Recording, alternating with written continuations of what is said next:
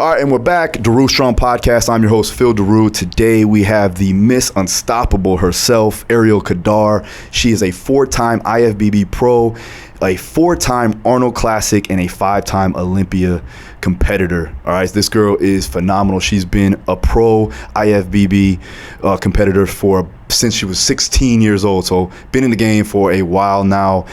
Definitely still on the top of her game, but we talk a little bit about competing. We also talk about how she got her start in the fitness world and also what she did before that, which is going to be very interesting to my listeners. Before we do that, I have to shout out the sponsors, VivoBarefoot.com. Vivo Barefoot is the minimalistic shoe that I've been rocking on all my YouTube and IG videos. So if you guys have been asking about what shoes I'm wearing, yes, they are Vivos. So go ahead, check out VivoBarefoot.com. Use the discount code DaruStrong to get 10% off your final purchase. Also, if you are a coach, someone that is in the fitness world trying to increase their knowledge and their understanding on how they can make it a lucrative business for themselves, check out the Daru Strong Fitness Business Conference at the end of the year, December 11th and the 12th. We got a laundry list of great speakers, including myself and my business partner, Chris. We go over all of the details on how you can increase your business through the fitness world, and you get to spend some time with myself and the other presenters. So if you want to check it out, make sure that you go down to the link down below or at darustrong.com to get your tickets now, because they're flying off the shelves pretty fast. So make sure that you get on it. All right, if you are a coach, also want to learn some of the methods, the principles, the systems that I use for my own training and my athletes' training, check out my online mentorship course. It's a one-time fee and you'll get access for life. If you want to find out more details, schedule a call with my team to go over any questions that you have to get you started today. Link is down below or darustrong.com. Now let's get on the interview with Ariel. Welcome to the Daru Strong Podcast. Daru Strong Podcast. Let's go. Mind over matter. Put your mind somewhere else and keep going. That little voice in your head is trying to stop you from getting to where you want to be. Be successful and keep moving forward. With your host and world-renowned strength and conditioning coach, Phil Daru. I wanted to get just a full rundown. We're starting now, but let's go over just for the people that don't know who you are, right? Yeah. These are a lot of like combat sport athletes. Well, I did do Taekwondo, so that's kind of... That's why I also wanted to get you on, because I did want to talk about that. Yeah. Talk about how you started and what you're doing now and what you just finished and accomplished this past couple weeks ago. Sure. So go ahead. Oh, it's okay. So I'm Ariel Khadr. Mm-hmm. I'm an IFBB fitness pro, which is in the technically like the highest degree of bodybuilding, essentially the best federation, so to speak. Yep. I was the youngest person to ever get my pro card in 2009. I just turned 17 at that time. Mm-hmm. Recently, I competed at the Arnold Classic and the Olympia, and I got 3rd and 4th respectively. Mm-hmm. This is, I guess I'm going on to my 6th year now competing as a pro in 2022. That's awesome. Yeah. So explain to me like how it's all judged. I mean, because there's a lot going on there, and there's obviously, some favoritism in some ways too as well. But as far as like building up to it and then the judging entirely, and you are doing what exactly as far as the competition goes? Yeah, so like I was going to say, every division in bodybuilding, there's a lot of divisions now. Mm-hmm. They all have different criteria based on the only division that has an actual like performance round or anything to do with like athletics is fitness, because we do have that performance round. Sure. I'm starting to see that it's not necessarily a fitness routine anymore. It's more like a performance with fitness skills. So that kind of takes it to like bodybuilding again, doesn't it?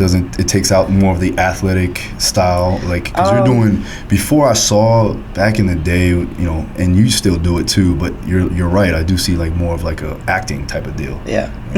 Go ahead, Mom. To be honest, I really think it's just to be more mainstream and to be to the masses, because like we're kind of running into that problem right now, actually. Fitness criteria has changed a lot, specifically actually in the physique round.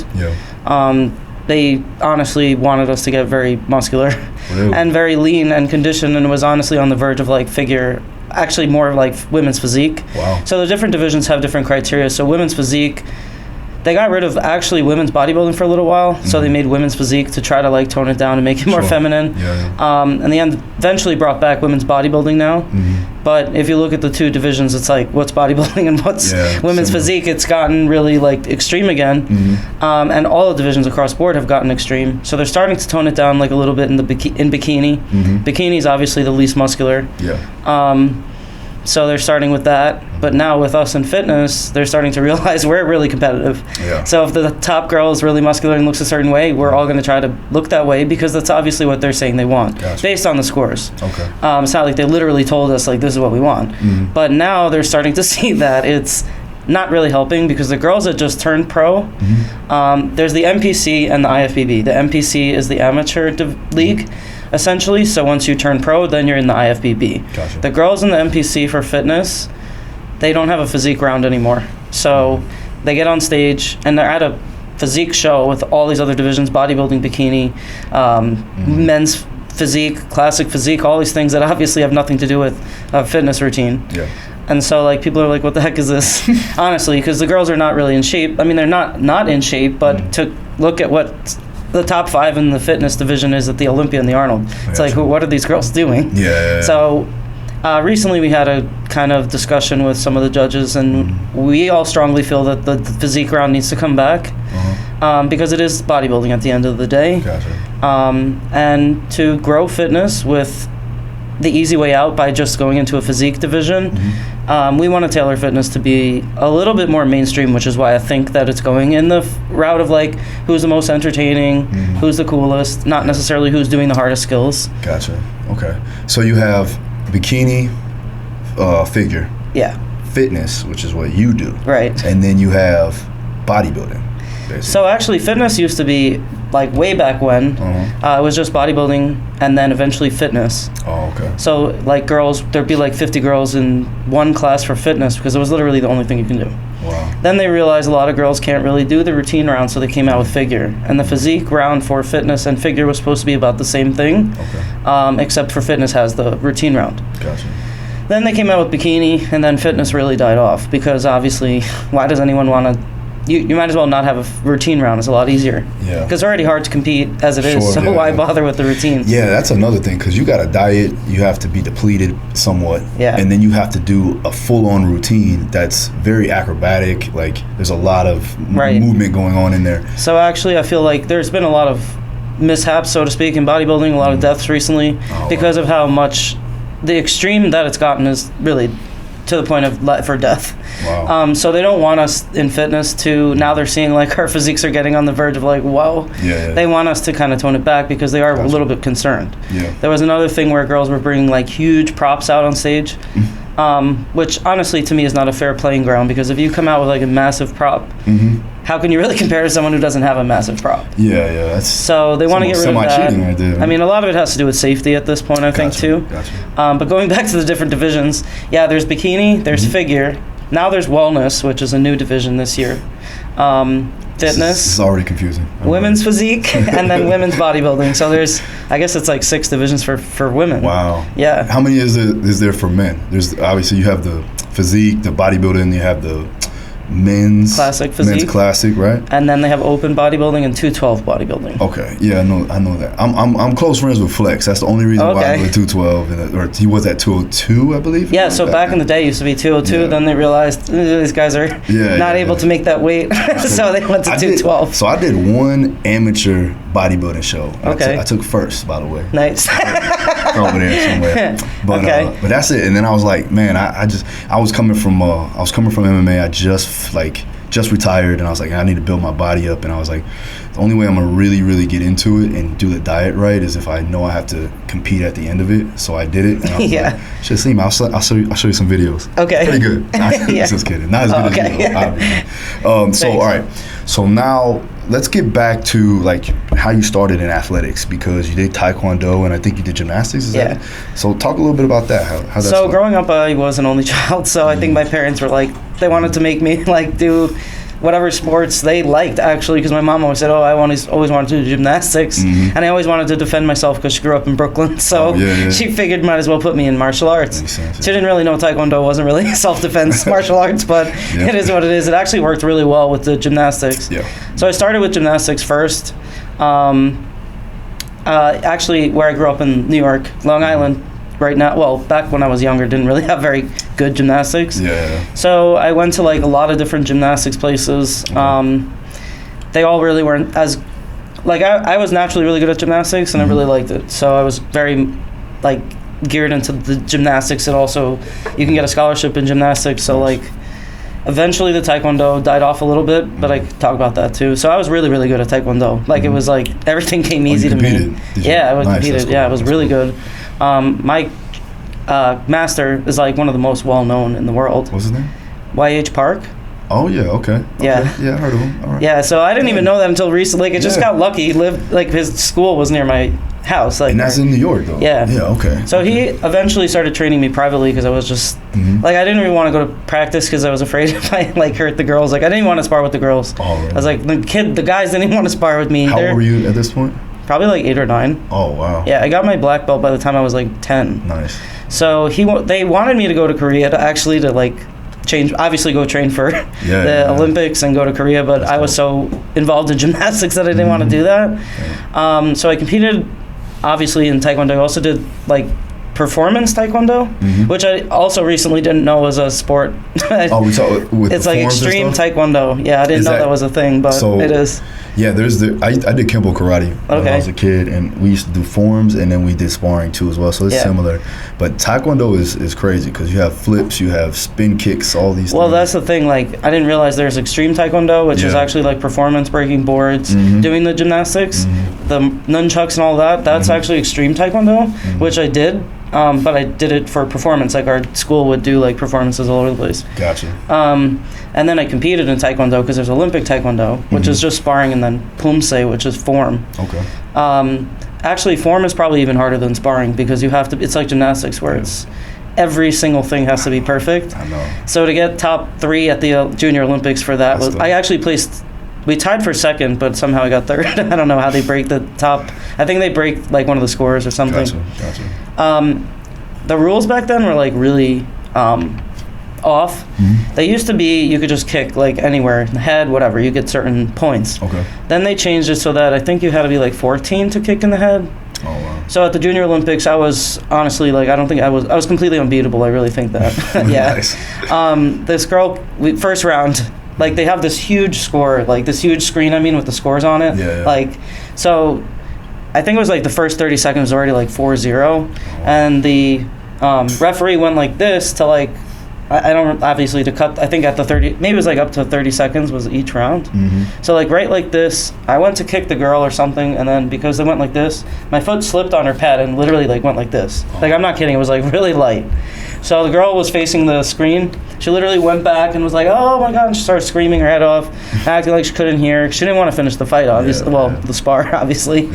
So the previous round before us was the boys, and they have like very open-ended, like, I guess, like judging. The kid did the same thing as me, and they raised his arm that he won. Same thing happened with me. They said I was disqualified. So after that, I was just... Why do you think that, though? You think that maybe it's female? Or? Yeah. Do you get that, too, now in bodybuilding? And, like, with when you compete, you feel like it's, like, an unfair advantage as far as for the medals? Well, when it comes to prize money, yes. But at the same time, like, across the board, fitness is pretty well respected. But I also kind of have I don't know. There's a difference there, I guess, on both ends. Boys in Taekwondo are going to bring more money. But I don't think that's necessarily true. Like, I just saw recently the first gold medalist for Taekwondo as a woman in the United States was like this year. I was like, I would have won that gold medal like 10 years ago.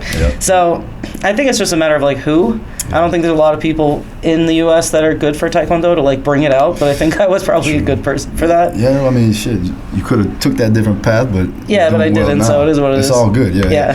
So all right, now you took that, and okay, so now you're in gymnastics primarily. I was actually in both simultaneously. You were still going. Yeah. Okay, so how far did you take it before you were like, all right, I'm done? That was the last time I competed in Taekwondo. Really? Yeah, it was really that Did devastating. you still train, or was it just like I'm done now? I was like, I think I was about to start high school. Actually, no. Yeah, I was about to start high school. Yeah. I was at the point of like, which avenue am I taking here? Gotcha. Am I going to go with gymnastics or Taekwondo? Because at the level 10 to elite gymnastics, it's a whole different ball game. It's your life. Yeah. So I ended up actually committing to training for elite gymnastics, and I ended up being homeschooled for a year. Nice.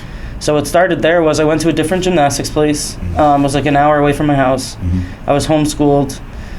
I ended up getting hurt like in the first 2 or 3 months of training, and my coaches at the time were just brutal. Like they were like typical, like what you see on there now on TV about gymnastics. I mean, maybe not to that extent, but they were bad. That's crazy. Huh? So, like I had hurt my ankle. I fractured it, I think. And then they just kept convincing me, like it was like so big, it was like the size of a grapefruit. They're like, no, you're gonna compete, you're blah, blah, blah. They just kept convincing me. Yeah. And I was really good at covering up the pain, but like it got to the point where I was pretty much immobile. Like I could land my pass and like I was breaking down on the floor. It's like, all right, the MRI results came back after 2 months and it was just bone bruise, fracture, sprain, strain. It was like everything you could possibly have. And because I was compensating, subconsciously on the other ankle, I ended up getting like tendonitis, and then it was just back and forth between one ankle, the next ankle, one ankle, the next ankle. About these ankles, man. Yeah. So my gymnastics career, I want to say, kind of went downhill from there. Not like right away, but psychologically, between the coaching and then the injuries, it just was like, I still ended up getting recruited for gymnastics to college, but I never ended up doing gymnastics in college. So it kind of felt like it was a real decision at that point, like, am I going to really do this? But I hated gymnastics so much at that point that I was like, I don't even want to do one more day of gymnastics, let alone another 4 years. Yeah, do you think that was more so because of the injury, or was it because of the coaching and just the anxiety of it all, like having to compete all the time and having to train hard? What do you think it was? I do think it was a lot to do with the coaching. Yeah, looking back, I think if I had the right coaches, they probably wouldn't have felt so burnt out. Obviously, the injuries factored in too, but I still think the love for gymnastics died out because of the way that they treated not just me, but like everybody. Yeah, that's crazy how I see these young kids, man. They try to push them to be more specific early on, and then by the time they reach high school, college, they're like, I'm done. And their body's beat up because of it. And I mean, I'm still feeling the beat up now. That's why I'm always getting a massage and work done. But I mean, I feel like that in any sport, kind of like what you're saying. Like gymnastics, it's already in that perfection. Like everything, no matter what, you're gonna have to be as perfect as you can be. The hard work is gonna be there. So that comes with it. So if you have the coaches that are also negative like that, it just makes it a lot worse. I will give you this. I'll say that I believe that because of the fact that you've been able to compete at a high level all the way since you were young, it helped you. Yeah, I could be wrong, but I think that this is something that could carry over. Right? I do think bodybuilding is going to take, to get to the very top is very difficult. So like I hate to say I take it for granted, but I've been very successful in the bodybuilding industry very quickly. Like I literally got my pro card in a year. When I actually started competing in fitness when I was a kid, I had a gymnastics coach at a different gym that was like more normal that competed in fitness, and she wanted to start a junior fitness division, not division, but kind of like training for that. So she had a couple of girls. And how old were you then? I was 10 when I started. So I competed in an international fitness competition at 11 and won. And those girls are like incredible because in Europe it's actually a sport. And they take it really seriously. Like their performances are they lifting or are they don't really focus on the physique so much. Like they look like regular like gymnasts, like dancers. They don't look bad, but they're not like bodybuilding. Gotcha. They really focus on the routine. Like they actually score the skills. Like in my division, you don't even know what they're judging. Like you said, like what are they judging? So that's what we're trying to look. Top girls now are trying to come up with some kind of criteria because there's so many people that are like, why didn't you and like another girl win because you have the best gymnastics? And it's like, it's really not gymnastics. Like I can argue that, yeah, sure, but at the end of the day, fitness is not gymnastics. we're trying to come up with like what is fitness. Yeah. It is a lot to do with like endurance and cardiovascular strength, flexibility. It's all in one. Wow. So there needs to be some kind of breakdown of like what they are judging, because obviously if somebody does like one skill, it's like a really wow factor. It's gonna give you something, Sure. but it shouldn't be like if you didn't do anything you're supposed to do, that shouldn't make you win. Yeah. So like the props. So yeah. It seems like that's the most combined of all the categories, like as far as like pure athleticism and aesthetics. Absolutely, yeah. You know, and that's, you don't see that with any other division. Do you feel like is that, you think that maybe, I'm just thinking now because like maybe males need to do that too, like They actually do have male fitness in Do Europe. they really? Yeah. Wow. They're like crazy good. so what do they do? They do the same thing, like No, they gymnastics kind of stuff? do the same thing, but they're obviously a lot stronger. It's kind of like watching gymnastics for men and women. Oh wow. Like they're just, obviously the men are like way better, way stronger, yeah. But it's just never gonna fly here. Like men in costumes doing gymnastics and dancing around the stage is not gonna fly here. I mean, Kai was kind of doing it though. I mean, he was doing something. I don't know what he was doing, but shout out to Kai Green, by the way. Yeah, no, he's that's why he's Kai Green, you know? Yeah. and he's, I would say for him, maybe Flex Wheeler.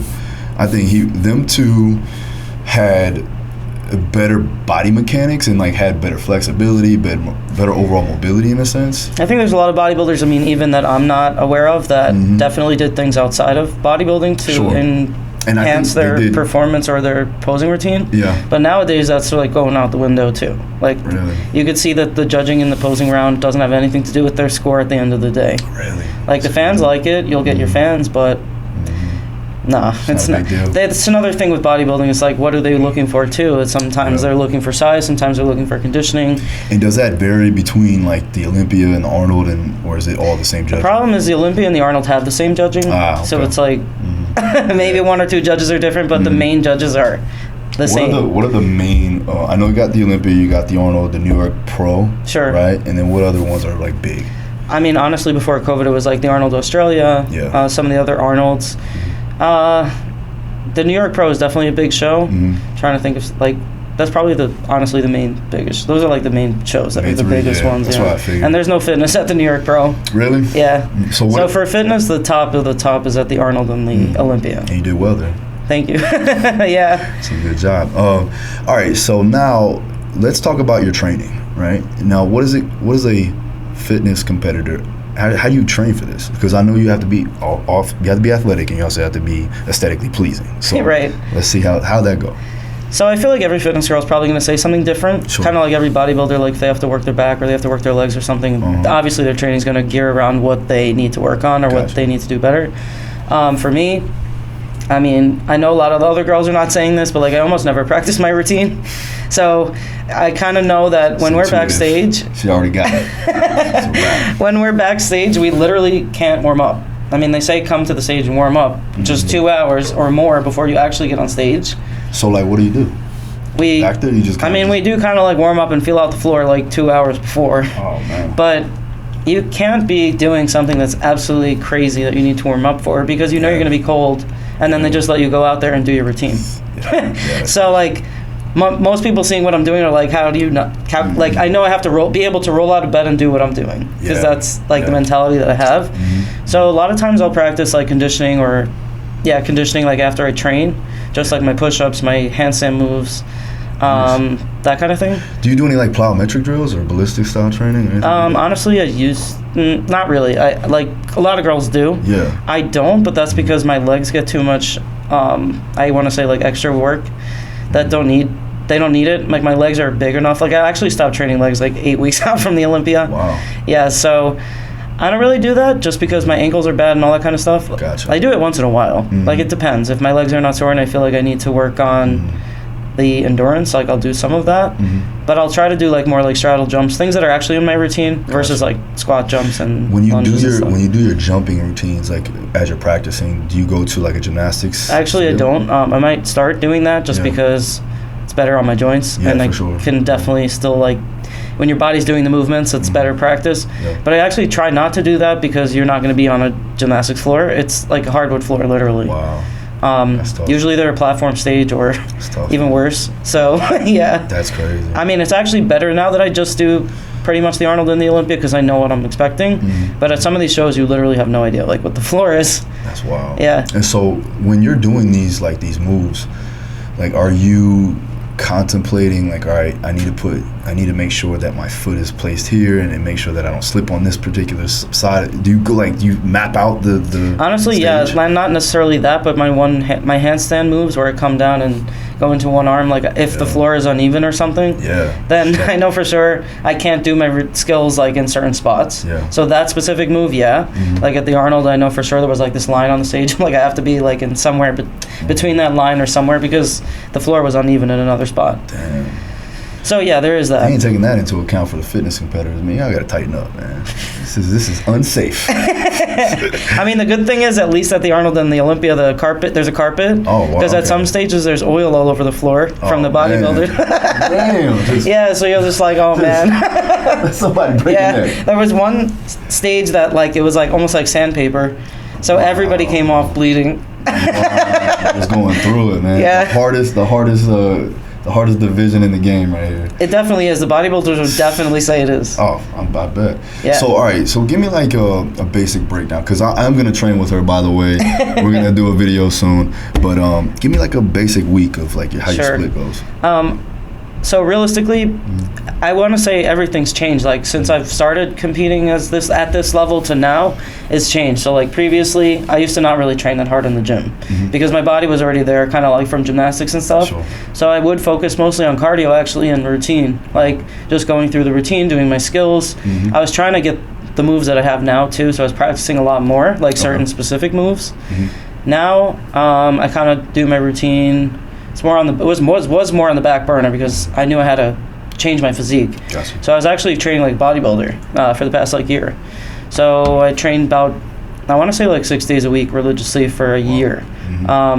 Just kind of going through like I guess it changed a little bit. I was doing like typical like bro split, like shoulders, triceps, abs, then like chest, then legs, and then what am I saying? Back and biceps. Gotcha. So I would just rotate. So like 5 days on, 1 day off. So it'd be like day 1 would be shoulders, day 2 would be chest, day 3 would be legs, or actually back, and then day 4 would be legs, and then the next day would be shoulders again. Okay. And I did that for like a year because I had to actually train like a bodybuilder to get to where I am, which I didn't want to accept. I had gotten a new coach, and he kind of like put a different perspective on how I was training. Like I was training like a bikini competitor before. Gotcha. Because I figured like I don't need to grow, and they really just want us to have like really tight hamstrings and glutes. So I'd train like glutes and hamstrings and shoulders, and that was pretty much it. I didn't even train abs or do anything. So, like back once in a while, but. I got you. So like, and you would do shoulders twice a week, you said? Yeah, probably. Like I didn't even really care. Like it was like that.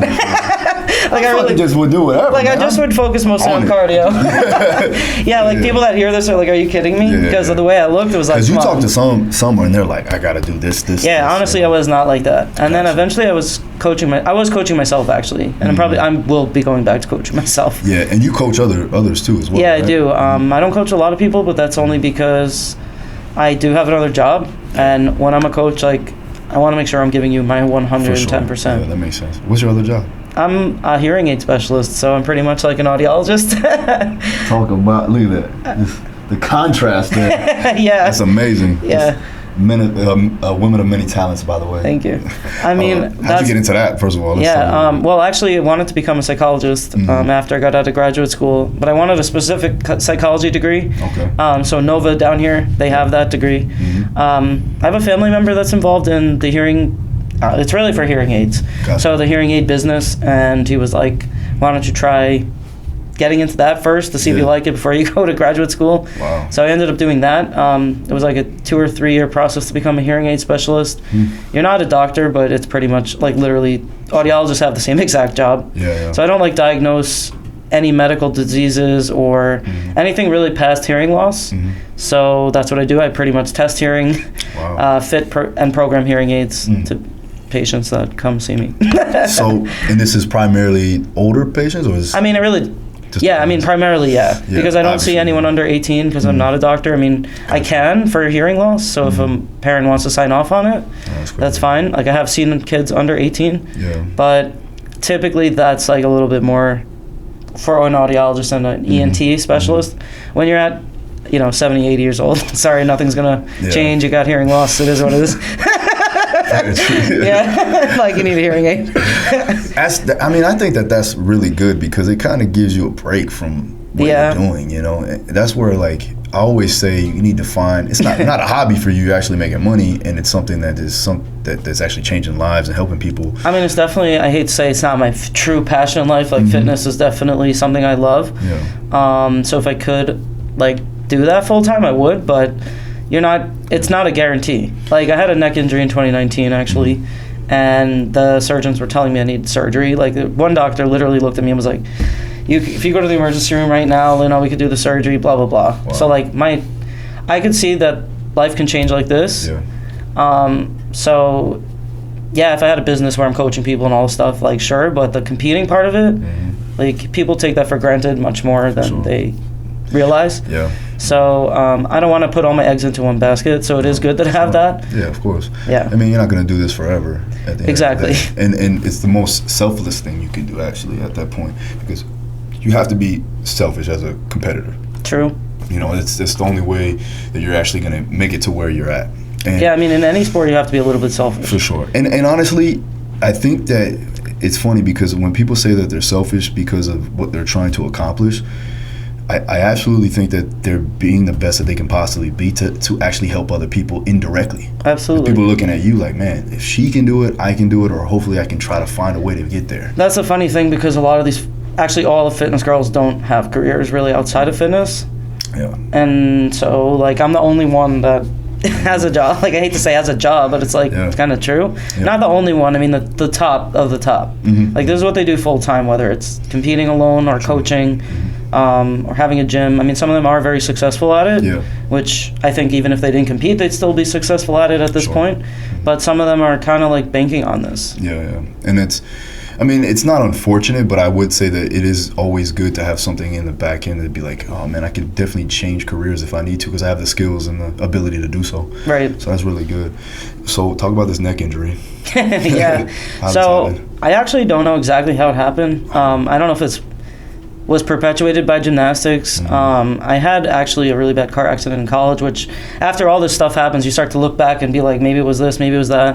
But I actually woke up in the hospital and had absolutely no idea what happened. I was just like, thank God I'm alive, and like, I didn't really think about it further than that, honestly. So you woke up, so like, was it like, it wasn't trauma, it wasn't anything like that, it was just one day you just started feeling some type of way? So like, I don't know when it started, like realistically. I mean, I know there was one thing I did in particular that like made it get to the point it was. Okay. But like, it started like years before I started to remember like my shoulder was hurting me, like, and I'm just like, yeah, whatever, I'm doing like lateral raises and stuff. Yeah. I lift heavy, no big deal. Like, and then I did start getting pain in like my upper back, like in the middle back, like in the rhomboid area, and I was just like, again, like, yeah, whatever, training. Yeah. And then I'm really well known for my gymnastics. Not my gymnastics, but yes, now. But the handstand moves I do, specifically in my routine. So I was like, maybe I'll try to do like a new move where I do it, and then I come down into a headstand, and then push back up into a handstand from the headstand. And I think the compression that day of like just pushing down and pushing back up, I was like, something hurt. And then I proceeded to train back and went about the next day or the same the same exact day. Like, I was just like warming up, doing my skills or whatever. Went to train back. And then the next day I woke up and I'm like literally like talking to people like this. Like, I couldn't move. That's the worst. And I was like, okay, slept wrong, whatever, did something. And then it just never got better. Like, it kept getting worse. Really? If anything, or just like, it was so bad I couldn't even sleep. Like, swollen. It was really horrendous. But I had the Olympia in 8 weeks. So I was like, okay, I'll deal with this later. And I mean, it got so bad. I was out on the Olympia stage during our warm up where I said there's like no time, we're not really warming up. I was literally just sitting there like looking at the stage. I was like, hey, you're gonna do this here, that there. You're not gonna sacrifice your warm ups. You're gonna just do this in your routine. And then that year I actually had a mishap with my costume. So I was like, the shorts I had were like really short and they were not staying on, so I was like so paranoid about them. They literally backstage glued the whole shorts down, like everything. Shit. So I wasn't thinking about anything else other than the shorts. So then I go through my routine, and then I go to do this one part. I had the skirt where I like rip it off, but the top of my top was got stuck to the Velcro of the shorts. Yeah. And I didn't double knot it, so it started untying like as I'm doing my handstand move. And like I'm doing my move, and I'm like, feels like my top's about to fall off. And I'm like, okay, and then I realized my top was like completely untied. I was like, did I have a Janet Jackson moment on the stage? And I was like, I'm not running off the stage. Like in gymnastics, you learn that you don't stop. Yeah. Like most girls would have just ran off the stage. Sure, yeah. So I'm like doing my routine, and I'm like literally trying to tie my costume back together. It took like, it felt like an eternity to get it back together, but it took like maybe 10 seconds. Yeah. But most people are like, what is she doing for those 10 seconds? So I somehow pulled it off. Nice. So after all that, with the neck injury, the shorts, yeah, then I have that happen. So that was just like a horrible year for me. Sure. And the 2 years prior to that, the first year I competed at the Olympia, I didn't realize that like no matter what I did, it was gonna not place top 5. Like it just was, all these older veterans were there, and like no matter what I did, I was gonna get 7th, which is what I got. Okay. Right after the veterans. So the next year I did the Predator routine. Yeah, actually, I saw that. Knows about. That shit was dope. And it was dope. Even on the commentating on the live stream, they were like, great performance, like, well, we're definitely going to see her in the top 5 tonight. Yeah. And then I got 7th again. Oh, man. So that was just like a hard hit. Yeah. And then the following year was the year I had the injury. So I did like horrendous to me, in my opinion, like not only in the physique round and the routine round, and I still got 7th. So I was kind of annoyed, but I was happy I still got 7th, didn't get worse. And then I took off the whole entire 2019. Yeah. So with that has to bother you. Like knowing that you were better, that you deserve like under, at least in the top 5, and then because of the girls have been there for long enough, they get above you. Like how's that? How honestly, back then it was more acceptable. But then the year in 2018, like a girl came out of nowhere and got 2nd at the Arnold, and then that kind of really put other things into perspective. Like, like what is she doing that I'm not doing? Yeah. I mean, obviously looking back, I could kind of see, but at the same time, I was still like, come on. Yeah. And now this girl doesn't even place. Yeah. Wow. But why do you think that though? Like, is that a money thing? Or I do think it's partially that. Sure. I mean, I hate to admit that, but like, I just think they don't know what to do with fitness. I don't think they don't think like. I've never had someone tell me you're never going to win the Olympia. I've never had someone tell me like you're crazy. Like you know, what are you thinking? Yeah. But now looking back, this is going to be my 6th year. Like last year I placed 4th. This year I placed 4th. I was a lot better. I want to say in the physique round, at least this year. Last year I loved my routine. I thought it was the best routine I ever had. I mean, blindfolded nunchucks on the Olympia stage, and they still don't reward me. Yeah, that's cool. And then they tell me no nunchucks. Like that was the reason. No nunchuks. Yeah. Oh, my bad. I'm too great. Yeah, exactly. So it's just like I don't know what they want. Can't be from too great, y'all. Fuck that. I don't know exactly what they want from me, but I just know that like I have to keep showing up. Now you talk to the judges, obviously, right? And to an extent, yeah. What do they usually give you, like as far as an excuse? Because that is an excuse for them. I mean, this year it was just I didn't even bother. Yeah. Yeah. I mean, it's super unfortunate. That was one thing that I think that bodybuilding, I think all like sports in that realm have the biggest issue is that it's very hard to quantify like who's winning and who's losing, because it is, I guess it is somebody's opinion at the end of the day. Yeah, I was gonna say it's not like powerlifting or even boxing or any. I mean, even boxing they fudge things. Yeah. But like, I like to use powerlifting. They do too on certain things too. I mean, there always is, but it's not like yes and no. Like you did it or you didn't do it. Like you crossed the finish line or you didn't cross the finish line. Exactly. Like it's like what's one person's opinion of, you know, what's aesthetic and what's not, or what's entertaining and what's not. I think they should realistically have the audience poll and that should be 25% of the score. Yeah, I mean, I'm no judge, man, honestly. But if I'm looking and I mean, you can clearly see, well, some bodybuilding is different because I see just a bunch of big motherfuckers on there, man. Like honestly, like Nick Walker, I was like, man, I thought Nick could have won, and the other guy looked almost like right there with him. I'm like, how do you guys judge this thing? You know, at the end of the day, I remember watching Ronnie Coleman and Jay Cutler, and I'm like, all right, they're both pretty good, man. Like, give them the award. Let's run it. You know, like, but it's hard. Like, I think at the end of the day, though, I think it comes down to, for you guys, is the routine. I think the routine is big. But the problem is is like, what do you want from the routine? Because like this year was really, I want to say, I hate the word bad, but it was controversial because everyone that watched doesn't understand. Yeah. So that's a problem. Yeah. Like maybe if you had an actual like definition of what you're looking for, people would be like, oh, okay. Like even though we like those other routines, we could see why the one that won. Sure. Yeah. But they just don't have like a definition of what fitness is. Yeah. I mean, I didn't really even know until just now. Exactly. So Of course. But I mean, I feel like it's changed too. Like I should probably mention in 2018 when that girl won, I was talking about like money. I was bringing, I don't want to say money, but I was in Generation Iron 3. Like I was a main character in that. Dope. Check it out. Generation Iron 3. Yeah, I mean, I feel like that's... There's Ariel. Look at that. That's something to, like, watch just because it shows you a little bit. Yeah, especially Generation Iron 1, like, you can really see, not about us, but about bodybuilding, like, the sport. Yeah. Back in that movie, I mean, like, I think what they're looking for now is different. So even Oksana, she was the main person winning back then, like, she's now getting second and third. And she's doing pretty much the same thing. Even her physique looks the same. Yeah.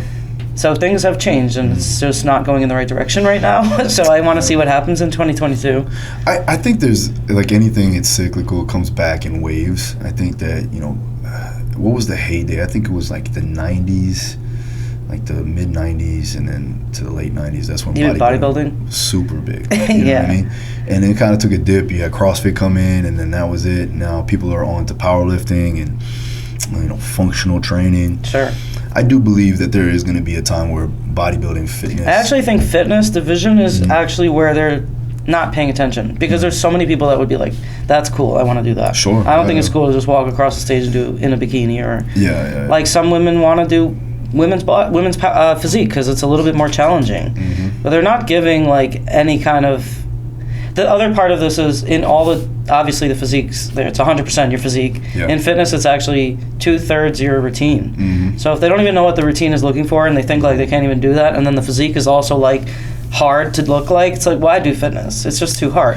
Yeah, and it's not appealing. All those other stuff. So I said, like, if you're trying to get girls to like gymnastics, cheer, all these things, like they don't want to be out of shape, but they don't want to look like bodybuilders. Yeah. I mean, coming from me, who did a physique round at 16 and 17 and actually won the physique round, like, I want to say what I looked like back then was appealing for most gymnasts or dancers or cheerleaders.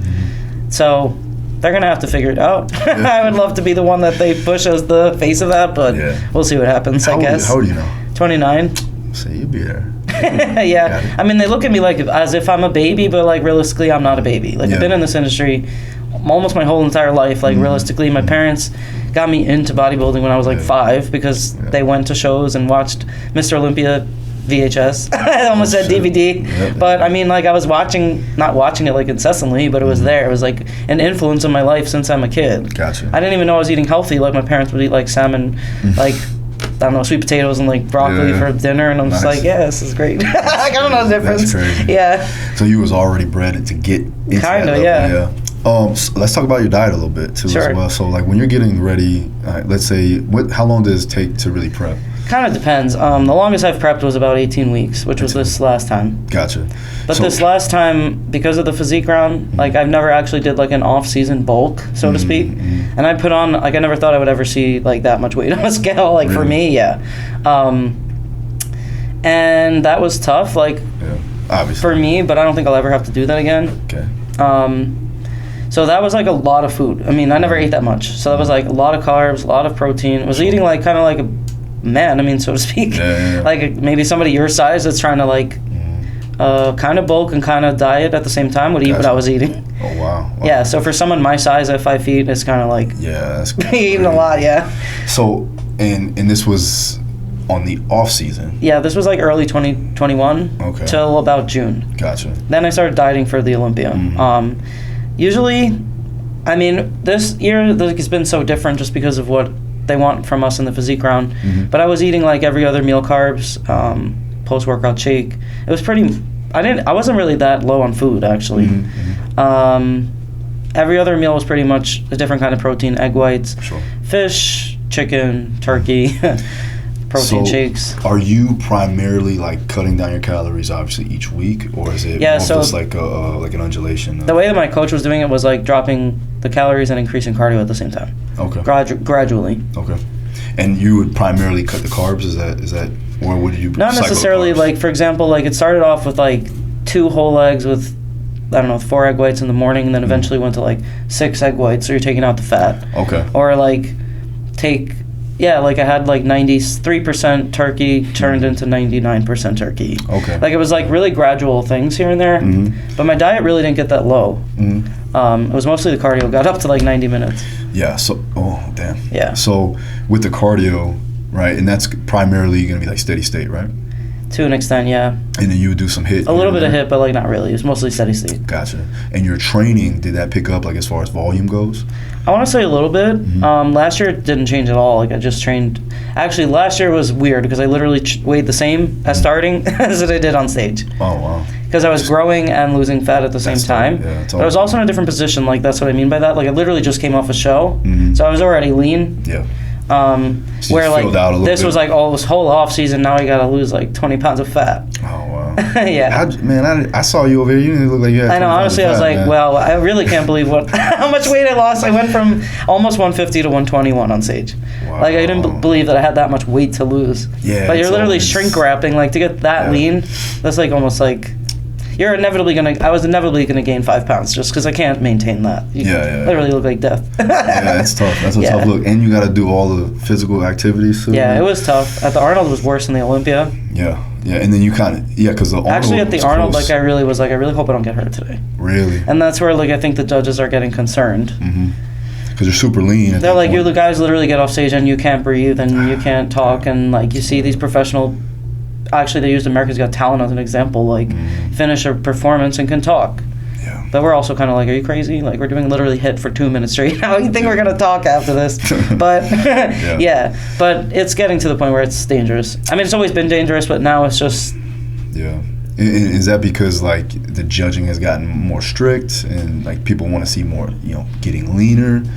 Honestly, I hate to like make people as an example, but like the last girl that won, not this one, the last one. She's very muscular and like most people would think she could do women's physique and she'd be on Instagram posing like a bodybuilder and fitness girls just don't do that. Like even if we could, we're not trying to like promote it in that way. Fitness is supposed to be still athletic and like to me bodybuilding is not athletic. Like it's bodybuilding. Yeah. So like to pose and stuff like a bodybuilder, it's not really promoting fitness in the right direction. And that's where a lot of the girls that were coming up are like, well, I don't want to look like that. Gotcha. Well, you're showing it off in that way. Yeah. If you're standing there trying to be hot and like showing off your booty like everybody else on Instagram, they might be like, all right, oh, that's cute. Like you look a certain way on stage, but you don't look like that in real life, even though obviously it's just the way it's being portrayed. So, what do you think? First of all, where did you know how much body fat you had on you when you started? Let's go with Normally, I don't have that much body fat to lose. Like, normally, I'm literally like 10, maybe 12 pounds from actual stage weight, and that's with like losing water and all that. Yeah. So no, I didn't know I had that much weight to lose. Man, that's crazy. Cause like, I know that when we cut weight, for fights, and we get guys down probably 6%, but that's like for, I don't know, maybe 4 to 6 hours, and then they're rehydrated back up. Yeah. You guys got to do that and got to stay like that for a day almost, right? Like pretty much the whole day. Yeah, I mean, at least for fitness, we're like, all right, we did the physique round in the morning because it's just the physique round in the morning, and then at night's the routine. Oh, okay. So at least you can kind of like, but you can't go crazy because you're not going to come back and be like, what happened to her? Like, the whole different person. Yeah, exactly. Like and it's happened like with bodybuilders. Oh yeah, man. Or they come back and it's like, what happened to them? They look so much better than they did in the morning. Yeah, usually that's what happens to me, just because I was like the nerves and stuff always make me like hold a little water, and then by the time we get out on stage for the routine, like just the doing the moves and stuff. Makes you like, I guess some of the water go into the muscle a little bit. Yeah. So I look better, but some girls don't look better. What do you do after the morning routine? Do you usually put some carbs in, obviously? Honestly, like I said, like it's just the thing is with bodybuilding, it's like there's never a cut and dry answer. It's always something different. Sure. I mean, usually I have a little bit of fluids. I eat like a meal. It depends. Like some coaches had me, I mean, when I was training myself, I'd usually eat like a burger and fries. Yeah. Something to like, and then take a nap and then kind of like nibble here and there, but nothing like a full meal because that's going to like weigh you down by the time you get out there. And your digestion's probably off too, right? Yeah. You don't want to introduce too many crazy things. Like usually not maybe a burger and fries, but fries and like steak. Oh yeah. Okay. Yeah. I believe I did a steak with a sweet potato. After the morning gym. It also depends like sometimes people, like, I used to have steak in my diet. Like, this time I have steak in my diet. So usually try not to go too far off from what your body's already, like, used to. That makes sense. That makes sense. That's the same thing with like, post weigh-ins and stuff, too, as well. We just try to eat a little bit more and give the body what it needs. Sure. I mean, that's the good thing about my division. I don't need to, like, make a weight. Yeah. Like, because other divisions, there's guys that are in the sauna, like, going crazy. So let me tell you about this fucking stuff. Okay. So I competed, but I had to go to 78. Okay. And so I got down. I started at 205. Dieted down. I was pretty lean. I was probably under 6%, 7%. And then I was like, damn, I'm like 182. I'm like, I can't. And now, mind you, I built my body back up because I fought at 155. So I built my body back up to 198, and then I had obviously some water and all that other stuff. Dieted down. I got to a lean 185, and then started to cut the water. And then I'm like, damn, I gotta get this weight off. So I went back to just fighting mode. So I'm like, I'll go in the sauna, right? And I'll cut the rest of the water. So I go and I take some pictures. And I look good. I'm like, damn, all right, I look good, but I still gotta get this weight off because I gotta make the weight class. So I go in the sauna, I cut the water, and I just flatten out. Yeah, I was gonna say you were so flat. So flat. And I'm like, damn, little flat as a pancake. Oh, man. when did you have to compete? It was that day. Oh. Like, it was that day. It was that morning. I had to I weighed in and I rehydrated, like put some stuff in. I look somewhat better, but I didn't look as good as I did when I took the pictures the day before or something like that. I'm like, damn. And then obviously the week after you get everything back in, I'm like, damn, that was great. Yeah. It's awesome. For us, we're like, damn, we look like crap. So I found out that, it's probably not the best idea to do it like that, No, that's why it's best to start early. Actually, 2 weeks before the Arnold, I hurt my ankle. I didn't do anything. I just had tendonitis, like I said. My ankle injuries still creep up on me. Just from the Stairmaster, my ankle was totally swollen. I could barely walk. I was like, thank God this is 2 weeks before the show. Yeah. And then I'm already lean enough that I don't need to do cardio. Like, I don't need to get really any leaner, thankfully. Because sometimes I'm behind. Like, there was one show in 2016. I ended up winning the show, but 3 weeks out, I was like, so behind. Like, where every single day you're looking different. Yeah. Or because it's like checking in with a coach every other day. I know, It's probably like the most frustrating time. It's like, you're like, damn, what the I mean, back then I didn't do any. I mean, it's not like I did it right to get there, so that's why I was at the predicament I was in. But like, there's a lot of different situations. Like last year during COVID, there was a show in Tampa, and it was like early July, and the show was at the end of July. Gotcha. And I really wasn't ready for a show, but I was like, who's really gonna go? I had 4 weeks left. I crash dieted basically for 4 weeks, and then got on stage, and I just knew I didn't want to embarrass myself essentially, but I wasn't gonna be the best that I could be, and the judges weren't expecting that. Like, they were just happy we showed up. Like. Half of the East Coast couldn't even get there. So it was like, all right, let me just do the show. Yeah. So there's so many different circumstances, but when it's planned, I want to say it's at least 16 weeks for most people. Yeah. After the show, what's the diet look like? Are you, like, obviously you're increasing your calories over time, correct? You're not. I mean, that's the right way to do it, but like for me, it just never works out that way. Honestly, I start to realize, like, as I do this over and over again, some people's bodies are just more survivors than others. Yeah. Like my body, once it gets to a certain point of like, it's like, what are you doing? Like, we're not doing this. You're not going to get that lean. Like, we're not supposed to get that lean. Like, makes me go crazy. Like, I literally can't sleep. Like, I'll wake up at, like, 2 or 3 in the morning, and your body's like, you have to eat something. And, like, it's really hard to sleep. Sure. But I think some people just, their bodies are different. They don't make them feel that, like, they can get through it easier. But I do think it's, like, actually chemical. Yeah. Like, our bodies are actually surviving or not. Man, always. I think, it's like, I know for a fact when I put my body through certain training regimens, I'm like, yeah, this is not what my body wants. Yeah, exactly. Right now. Like, like pushing back on me. But I do think it takes like a seasoned athlete to understand that. Yeah. You got to know your body too as well. And you know your body pretty well. Yeah. Have you always been like somewhat muscular as a young kid? Yeah, I mean, like. Man, I tell you this because she reminds me of Tecia Torres. You know what Tecia Torres is? She's Sounds a really UFC familiar. fighter. Okay. But she's just like you. She's like 4'9", 5 foot like you, and just solid. Now she's actually doing a physique show or something. I mean, honestly, before they wanted us to be like super muscular, it was like a joke. Like I was like, of course I don't need to train. Like yeah. I literally can eat nothing and I'll still hold muscle. Yeah, that's crazy. Yeah, but if you saw my parents, would be like, okay. Yeah, genetics play a good role in that one. Oh yeah. Yeah, that's cool. And then the gymnastics all the years. Exactly. You built that muscle, that foundational muscle. Yeah. Yeah. This is awesome. All right, so I don't want to keep you anymore, but let's Thanks go. for having me, Of Phil. course. Tell them where they can find you, anything that you want to promote. Go ahead. Sure. So my Instagram, it's ITS Ariel Khadr, Khadr. It said Khadr. I know it's missing like a vowel. You can find me on YouTube. It's also Ariel Khadr on YouTube. Facebook, all the same. You can go to mostly really it's on Instagram and YouTube. So I guess we'll be doing a training video next time I see Phil. Yeah, I'm gonna do a training video. I want to take her through maybe an MMA workout too. I was gonna say maybe I'm in the wrong sport. Yeah, it's possible. We can bring back the Taekwondo. There we go. All right, thanks again for watching, guys. See you again next time.